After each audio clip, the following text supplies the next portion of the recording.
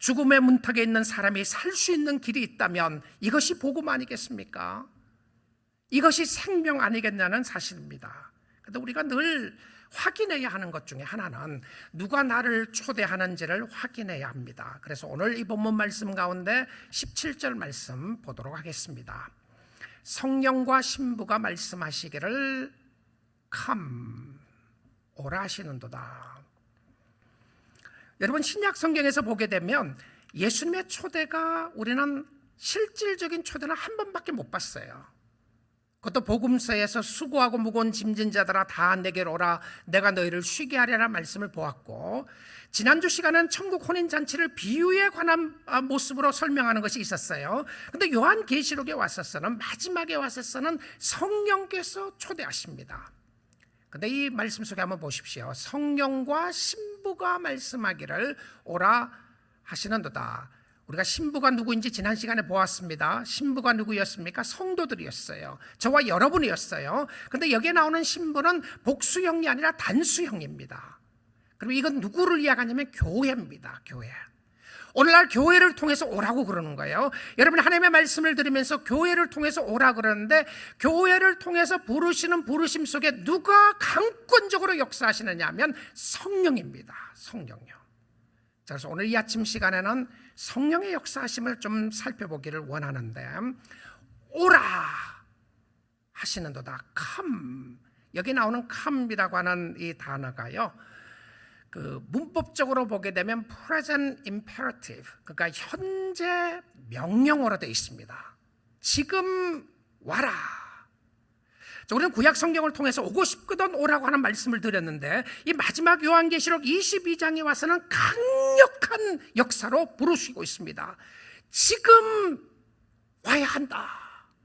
늦기 전에 와야 한다. come. 오늘 이 아침 시간에 여러분을 부르시는 거예요. 지금 와라. 명령으로 부르시는 겁니다. 명령. 하나님이 명령하시고 성령께서 명령하셔서 부르시는데, 근데 이 성령의 역사는 신비하게 돼요. 말씀이 깨달아지게 돼요. 성령의 역사가 있게 되면요, 하나님의 말씀이 믿어지게 돼요. 도저히 안 믿어질 것 같은 게 믿어지는 거예요. 생수를 마시면 살 수 있다는 말씀이 확 마음속에 믿어지기 시작하는 겁니다. 이건 성령의 역사입니다. 그런데 예수님께서 이 땅에 계시는 동안에 성령의 역사에 대해서 이렇게 설명을 하셨습니다. 요한복음 14장 25절 26절인데요. 내가 아직 너희와 함께 있어서 이 말을 너희에게 하였거니와. 예수님이 성육신하셔서 이 땅에 계실 때에 제자들과 말씀을 듣는 사람들에게 이렇게 이야기하신 겁니다. 내가 함께 있어서 너희에게 이야기를 하는데, 그 이야기의 내용이 무엇이었냐면 26절 보겠습니다. 보혜사, 카운셀러입니다. 카운셀러. 보혜사, 돕는 자이죠. 도움을 주는 자. 성령은 돕는 자입니다. 자, 근데 무엇을 돕고 있는지, 누구를 돕고 있는지 확인을 해 보셔야 합니다. 이 보혜사는 곧 아버지께서 내 이름으로 보내실 성령. 그러니까 아버지는 천지의 창조자이신 야훼 하나님이죠. 하나님이 누구의 이름으로? 내 이름이 누구입니까? 예수의 이름입니다. 자, 아버지가 성령을 보내는데 그 성령의 어떤 역사로 오게 되냐면 반드시 예수를 통해서 오게 됩니다. 예수와 상관없는 성령이 또 돌아다니다가 어느 날 여러분의 심령에 가서 가슴을 뜨겁게 하고 성령의 역사로 말미암아 마음이 뜨거워지더라. 예수와 상관없는 영일 수도 있어요. 그런데 예수님의 영이 임하게 되면 그가 너희에게 모든 것을 가르치고, 누가요? 성령이 가르쳐 주세요. 그리고는 뭐라고 되어 있습니까? 내가 너희에게 말한 모든 것을 생각나게 하리라. 여러분, 어느 날 정말 절망 가운데 힘들고 어려운 상황이 있게 됐는데 말씀이 확 부딪힐 때가 있죠. 사랑하는 딸아, 사랑하는 아들아, 두려워하지 말라. 내가 너와 함께 한다는 말씀이 들려지는 거예요. 아무것도 염려하지 말고 오직 모든 일에 기도와 간구로 너희 구할 것을 감사함으로 하나님 앞에 하래라. 이 말씀이 확 부딪혀져요. 외로움과 절망과 낙심과 소망을 갖지 못하고 살아나가는 심령소에 어느 날 말씀이 확 부딪혀집니다. 이게 뭡니까? 성령의 역사입니다. 성령께서 하나님의 말씀을 깨닫게 한다는 거예요. 자, 성령의 역사가 없이는 아무도 말씀을 깨달을 수가 없습니다. 말씀을 열심히 공부하는 사람들이 많아요. 학자들도 있습니다. 그런데 이 학자들이라고 해서 말씀을 제대로 깨닫는 건 아닙니다. 아무리 말씀에 대해서 무식한 사람이라고 할지라도요, 그 사람이 성령의 역사가 임하면 말씀이 깨달아지는 거예요. 믿어지는 겁니다. 자, 그것뿐만이 아닙니다. 예수님이 계속 강조를 하시는데요, 15장 26절 한번 보겠습니다. 내가 아버지께로부터 너에게 내가 보냅니다. 예수님이 보내시는 건데 아버지께로부터 나왔어요. 보혜사 곧 아버지께로부터 나오시는 진리의 성령이 오실 때에, 잘 보십시오. 성령의 역할은 내가 능력을 받아서 내가 얼마나 잘났는가를 이야기하는 것이 아니었습니다. 내가 예언을 하느냐, 방언을 하느냐, 병이 낫느냐, 그걸 이야기하는 것이 아니고요, 진짜 성령의 역사가 있게 되면 어떤 역사가 일어나죠? 그가 나를 증언하실 것이요, 예수를 증언해요. 예수님이 살아계신 하나님이라는 것이 믿어지게 되고, 예수님이 나의 구원자라는 것이 믿어지게 되고, 말씀이 믿어지게 되는 것이 성령의 역사였습니다. 자, 성령의 역사가 어느 날 또 돌아다니는 파워로 생각하지 마세요. 하나님의 말씀에는 반드시 능력이 있습니다. 그런데 성령은 능력으로 국한시킬 수가 없어요. 성령은 인격체이신 하나님이에요. 근데 그 성령의 역사가 오시면 예수 그리스도를 증언한다고 되어 있습니다. 자, 그런데 예수님이 초대를 하시면서 성령께서 우리의 심령 가운데 강권적으로 오늘 아침 시간에 부르는 거예요. Come, 나에게 와라. 근데 무엇을 주시기를 원하십니까? 여러분, 예수 믿고 뭘 받고 싶으세요? 진짜 여러분이 예수 믿으면서 예수 믿는 것은 받은 증거 많도다, 무슨 증거를 그렇게도 받고 싶어 하시나요? 자, 오늘 예수님이 준비하신 것이 무엇인지를 한번 보겠습니다. 17절 다시 봅니다. 자, 끝부분에 가서 보시면 값없이 생명수를 받으라 하시더라. 자, 여러분이 오늘 이 아침 시간에 정말 예수를 믿으면서 받아야 할 것 중에 하나가, 꼭 놓치지 말아야 될 것 중에 하나가 생수입니다. 물을 받고 가셔야 돼요. 물을, 생명수를 받으라 하시더라. 이 물이요, 기적의 물입니다. 이 물이 여러분의 영혼을 살리는 물입니다. 이 물을 마시게 되면 영원히 살 수가 있어요. 그런데 이 물을 여러분이 받으셔야 돼요. 자, 이 생명의 물은 어디서 나오느냐면 생명나무에서 나와요. 그래서 오늘 19절 말씀 보겠습니다. 만일 누구든지 이 두루마리의 예언의 말씀에서 제하여 버리면 하나님이 이 두루마리에 기록된 생명나무와 및 거룩한 성의 참여함을 제하여 버리시리라. 지난 시간에 우리가 거룩한 성 예루살렘을 봤습니다. 천성이죠. 하나님의 나라를 이야기했던 것이고요, 하나님의 나라에 못 들어가고요, 생명나무의 강가로도 못 들어가도록 막아버렸습니다. 자, 아담과 하와가 범죄하고 난 이후에 에덴 동산에 생명나무가 있었습니다. 그 생명나무의 상징은 영원히 사는 것이었어요. 그런데 그 생명나무를 화영검으로 막아버리시고 아담과 하와를 에덴 동산에서 쫓아내셨습니다. 그래서 그들이 죽었어요. 그럼 이 생명나무에서 나오는 생수를 마시지 않으면 살 수가 없는데, 근데 경고의 메시지를 합니다. 경고가 무엇이죠? 하나님의 말씀을 제하여 버리면, 무슨 말입니까? 말씀을 믿지 않는 겁니다. 말씀을 믿지 않으면 영생을 얻을 수가 없어요. 예루살렘 성에 들어갈 수가 없습니다.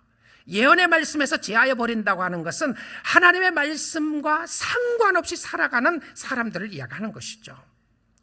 그런데 이 생명나무, 생수 전부 다 결과적으로 무엇을 상징하고 누구를 상징하는지 압니까? 이건 예수를 상징합니다.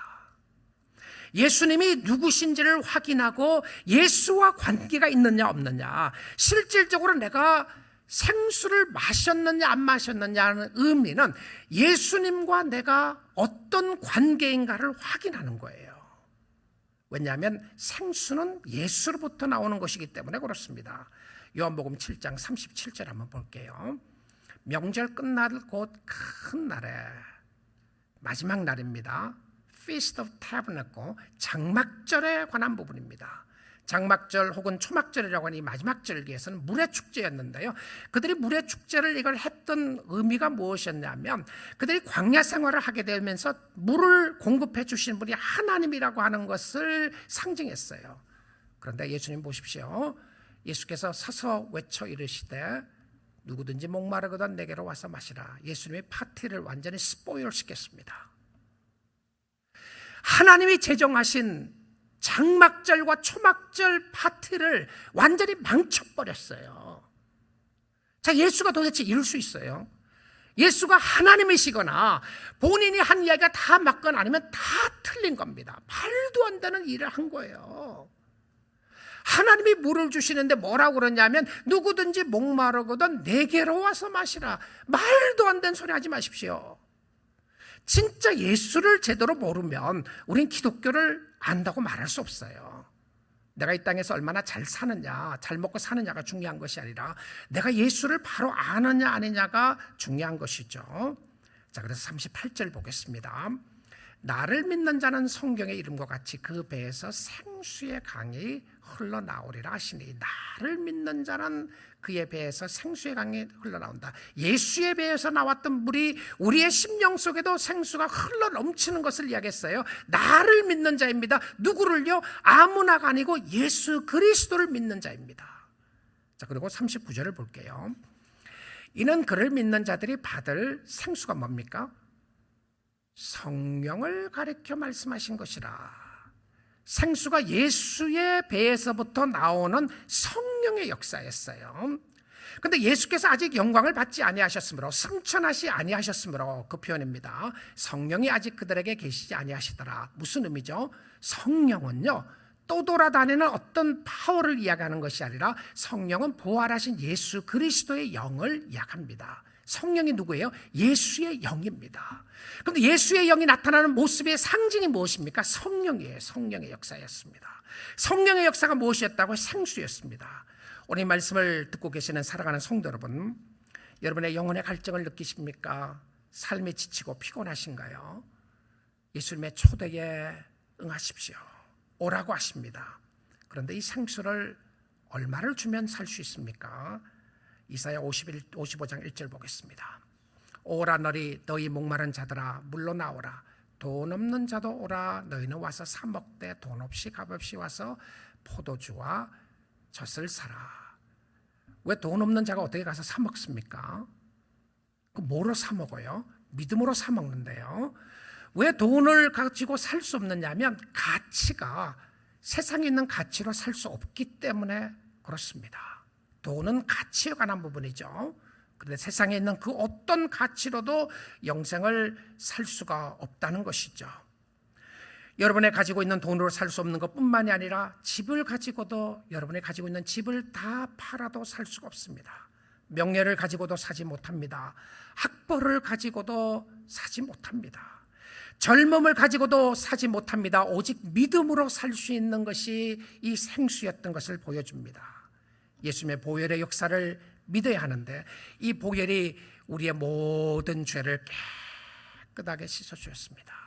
안 믿어지시죠? 안 믿어지는 것이 세상의 이치고 정상입니다. 믿어지는 것이 기적이고 은혜입니다. 예수를 믿는 사람들에게는 신비하게 하나님의 말씀이 믿어진단 말입니다. 다른 사람이, 예수 안 믿는 사람이 뭐라고 그런다고 할지라도 나는 예수가 믿어지는 역사가 구원의 신비의 역사였습니다. 아무리 힘들고 어려운 일이 있다고 할지라도 하나님이 살아계시는 것이 믿어지고 그 하나님을 의지할 수 있는 역사가 일어나게 되는데요. 이 예수님은 누구를 초대하시죠? 누구를 초대합니까? 세상에 있는 모든 사람들을 초대하는데 특별히 여러분 이렇게 생각해 보십시오. 예수님 앞에 나아가는 사람들은 반드시 이런 모습이 있게 됩니다. 어떤 사람이 가는지 한번 확인해 보도록 하죠. 22장 17절 다시 봅니다. 자, 초대하는 말씀이 나와 있죠. 자, 이 초대 속에 세 분류의 사람이 나옵니다. 첫째는요, 듣는 자입니다. 오늘 말씀을 듣고 있는 여러분이 1차적으로 초대의 대상입니다. 그래서 말씀을 듣는다는 것이 축복이고 은혜입니다. 말씀을 듣는 자를 초대하시는 거죠. 두 번째는요, 목마른 자입니다. 목마른 자를 초대하시고, 세 번째는 원하는 자를 초대하십니다. 자, 신비하게도요, 하나님 앞에 나아가는 사람들은 우리의 신분과 상황 때문에 가지 않아요. 80세 이상은 와라, 20세 이하는 와라, 남자는 와라, 여자는 와라, 이만큼 공부한 사람은 와라, 이만큼 돈이 있는 사람은 와라, 아니면 돈이 하나도 없는 사람은 오고 학교를 다니지 않는 사람은 와라. 그런 거 아무것도 없어요. 누구를 초대하신다고요? 듣는 자들, 목마른 자들, 그 다음에 원하는 자들입니다. 그런데 신비하게도 또 우리가 목이 마르지 않는 모습을 느끼게 되는 것이죠. 제가 이렇게 묵상을 해보게 됩니다. 도대체 영적 갈증이라는 것이 무엇인가? 하나님이여 사슴이 시냇물을 찾기에 갈급한 같이 내 영혼이 주님을 찾기에 갈급하나이다. 여러분, 영적으로 갈급하는 모습이 언제 나타나냐면 이런 증상이 있을 거라는 생각이 듭니다. 마음이 공허할 때에 너무 엠티한 느낌을 갖는 거죠. 마음이 너무 외로울 때입니다. 함께 있어도 외로울 때 있죠. 친구가 없어서가 아니라 누구와 함께 있음에도 불구하고 너무 외로운 거죠. 열심히 살았다고 살았는데 삶의 의미를 찾지 못할 때예요. 열심히 모든 것을 가졌다고 생각했는데 만족이 없을 때, 여러분, 그것은 공허함의 사인입니다. 근데 그때에 하나님을 찾을 수 있는 좋은 시간입니다. 그렇지 않으면 여러분, 주님을 섬기고 주님을 사랑하는 때가 너무 좋았는데 그 은혜가 너무 귀해서 또 은혜를 찾고 싶은 거예요. 지난주에 은혜를 받았습니다. 그럼에도 불구하고 오늘 또 은혜를 받고 싶은 갈급한 마음이 생기게 되는 거죠. 목마른 자입니다. 갈증이 있다는 것 좋은 것입니다. 그 다음에는 생수를 누구에게 주느냐 하면 원하는 자에게 주는데요, 하나님은 값없이 주어지는 생수는 원하는 자에게 주신다고 되어 있어요. 우리가 병에 걸린 걸 압니다. 병에 걸린 걸 아는데 이 약을 먹으면 나을 수 있어요. 그런데 하나님께서 이 약이 있다고 이야기를 해줘요. 오늘 말씀을 듣는 사람들에게 여러분의 죄의 병을 고칠 수 있는 약이 있다고 이야기를 하는데 어떤 사람들은 원하지 않아요. I don't want that. 아마 다양한 이유가 있을 것 같아요. 나는 죄인이 아니다. 나는 아픈 사람이 아니다. 바리새인들과 사두개인들과 종교 지도자들 그렇게 생각했던 것 같아요. 나는 아픈 사람이 아니다. 그래서 병든 자에게 의사가 필요하고 건강한 사람들은 의사가 필요 없다고 비꼬듯이 예수님이 그렇게 표현한 것이죠. 나는 아프지 않다.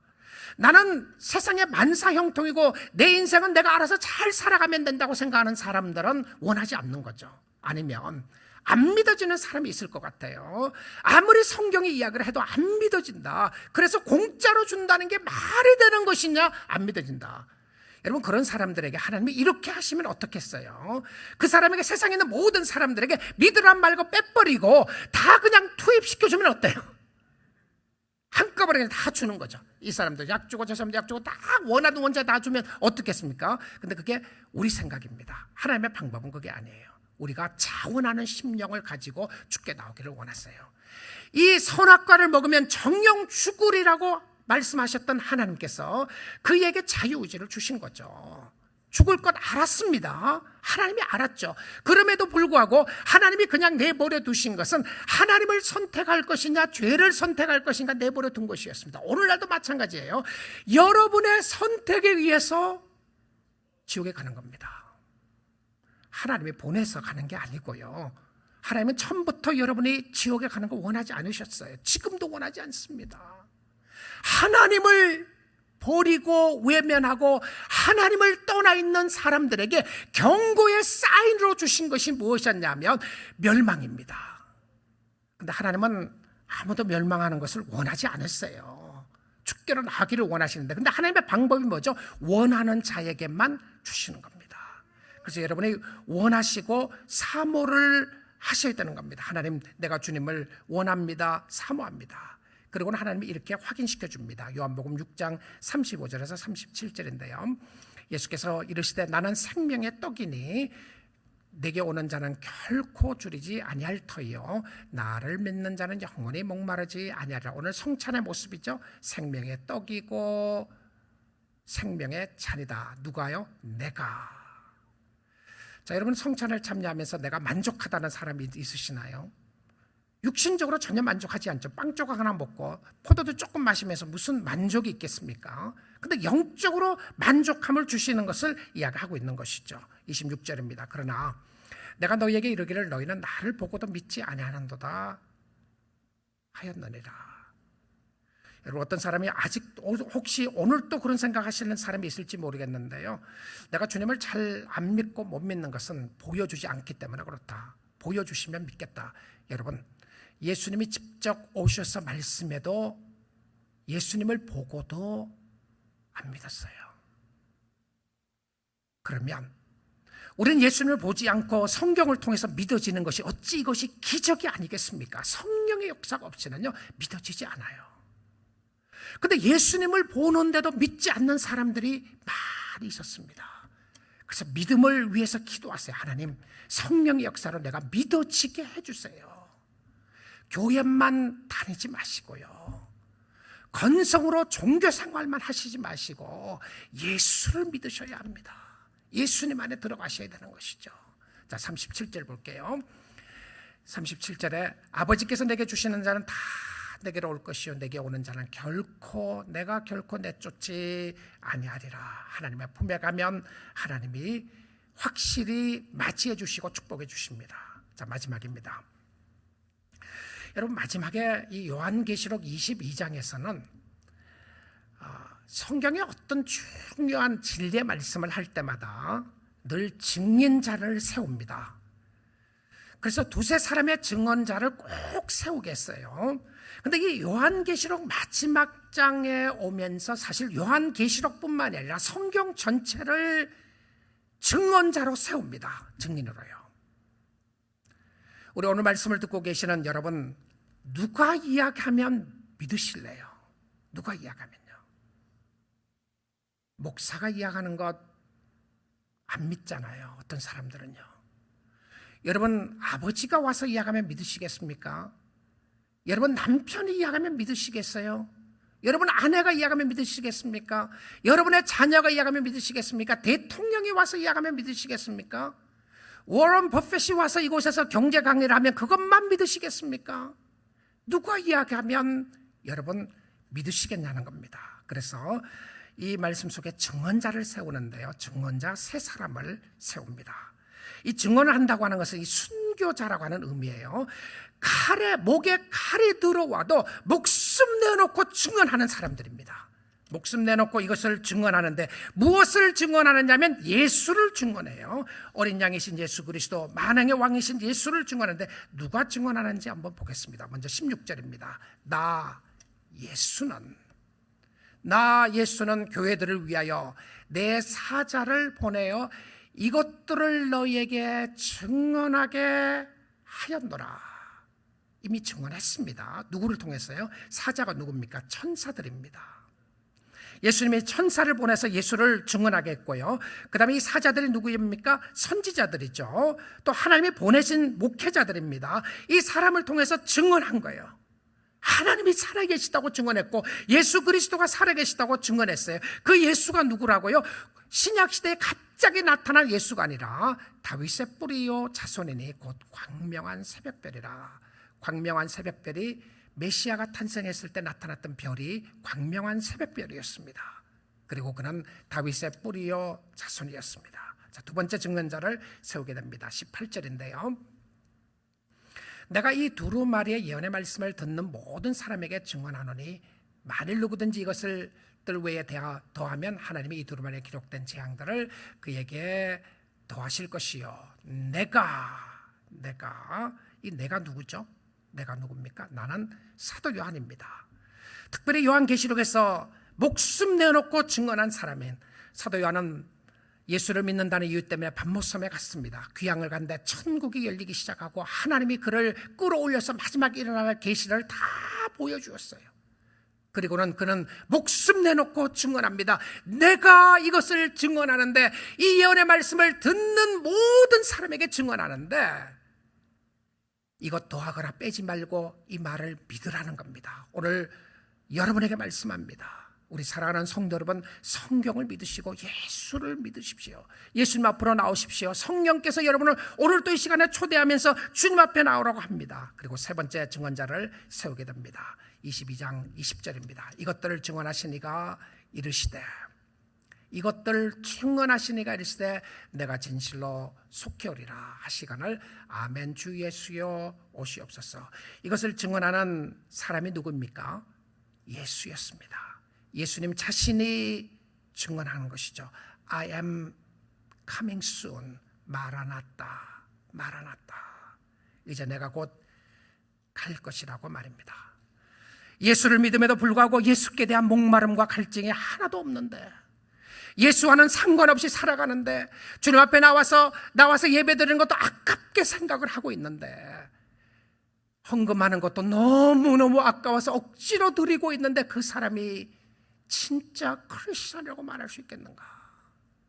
봉사를 마지 못해서 하고 있는데 늘 할 때마다 불평이 나고 원망이 나고 왜 저 사람은 안 하느냐 생각을 하고 있는데, 그것이 오랫동안 지속됐는데 그 사람이 진짜 그리스도인일까 생각하지 않을 수가 없습니다. 하나님을 믿는 사람들의 삶 속에는 생수를 사모하는 마음이 있었고요, 예배를 사모하고 하나님 앞에 가까이 가고자 하는 열정이 있었습니다. 힘들고 어려운 가운데서도 주님을 사랑하고 주님을 바라보는 역사가 있었는데, 여러분, 언제 죽는들 우리는 반드시 죽을 때가 올 것입니다. 언제 죽느냐 차이만 있는 것뿐이지, 제가 오늘 죽을 수도 있고요, 내일 죽을 수도 있어요. 하나님의 특별한 섭리 가운데 50년을 더 살 수 있을지 모르겠습니다. 그럼 100세가 넘게 사는 건데요, 정말 끔찍합니다. 그렇게 살까봐 무서워요, 솔직히. 여러분 그렇지 않으세요? 이 땅에서 오래 산들 무슨 의미가 있겠어요? 주님을 모른다면. 영원히 살 수 있는 길이 있는데 그 길을 놓치고 있다면, 여러분 100세까지 다 사신다고 생각해 보십시오.